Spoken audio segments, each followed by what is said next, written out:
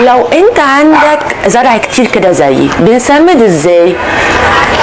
بنبتدي نخش في حاجه اسمها مركبات، او بمعنى اصح حاجات معموله متخلطه في معمل بنسميها NPK، نيتروجين فوسفورس وبوتاسيوم.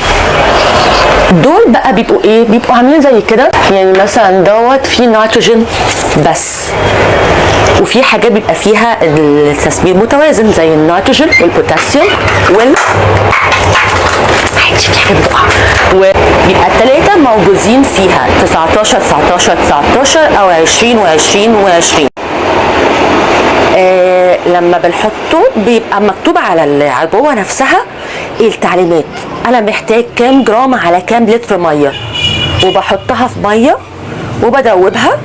يعني مثلا زي الامبيكين 19 19 19 ممكن معلقه على مثلا 10 لتر كونتينر، 10 لتر زي كده، زي ده كده شايفينه هو كده على الكرسي ده مثلا 20 لتر، انا بحتاج له معلقتين من الMPK.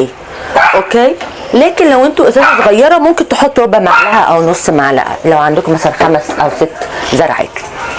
بنحطهم ندوبه كويس جدا ونستنى عليه شويه. الميه لو انتوا جايبينها من الحنفيه نستنى عليها شويه عشان بيبقى فيها كلور، الكلور يهدى كده ويستقر، ونبتدي نحط عليها. احنا خلاص دوبناه في الميه، وبيبقى رش تربه ورش اوراق، يعني ممكن ارش الورق ده رش خفيف مست كده وارش التربه نفسها. طيب بيكررها كل قد ايه؟ ممكن من اسبوعين ل3، وفي ناس بتبقى 4، يعني حسب حجم الزرعه. يعني زرعه زي دي كبيره بصوا مكمله لغايه فوق تحت فوق وماشيه كده على الحيطه، فكل ده كبير جدا، هتشفط التسميد ده من التربه بسرعه، فممكن كل 3 أسابيع ارشها علشان تاخد غذاها تاني.